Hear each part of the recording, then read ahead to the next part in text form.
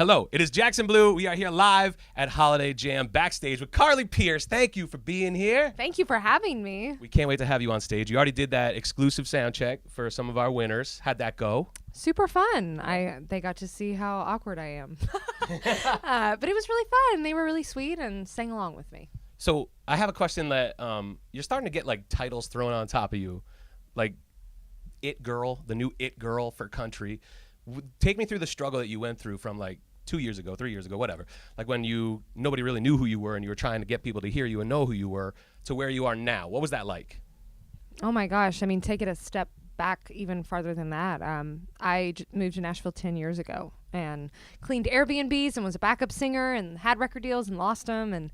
And so then to finally get a record deal and spend the last 2 years hoping, praying, wishing, pleading to country music fans that they would latch on to what I'm doing, to now feel like I'm, at least in the next phase of trying to make my name and as one of the females is crazy. I don't know how to explain it. When I see things like that, I'm like, wait, what? I still feel kind of like the girl that's cleaning toilets, wishing that she was doing this.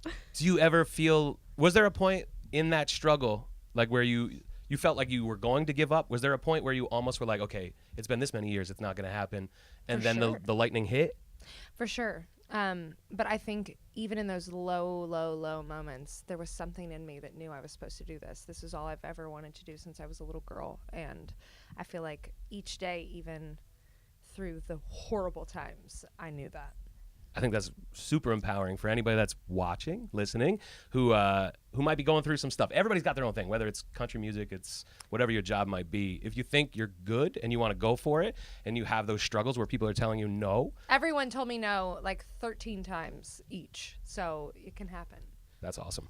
Okay, Hide the Wine, one of my favorite songs. Thank you. I'm the biggest wino ever. Oh, you are? Oh, my God. If you stuck like my neck right here, you could probably get drunk. Would red wine come out? Probably rosé. Okay, You know? all right. I'm a rosé guy. All right. Box all day. Okay, love it. I love a good boxed wine. Box wine is good now. It is very good. But that song almost wasn't yours, right? Yeah. What was that? I just heard this story.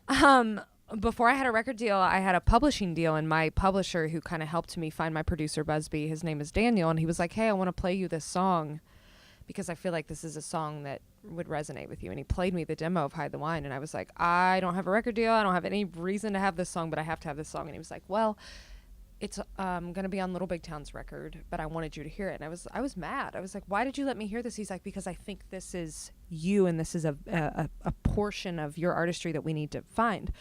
Fast forward, I get a record deal, and Little Big Town still, they're putting it on their album, and I'm mad. And then it was like I was going into the studio to cut my music like within a few weeks, and we got word that their album came out and it wasn't on there. And what happened is Kimberly was going to sing it, and I actually heard the version of it, and it's like way slower.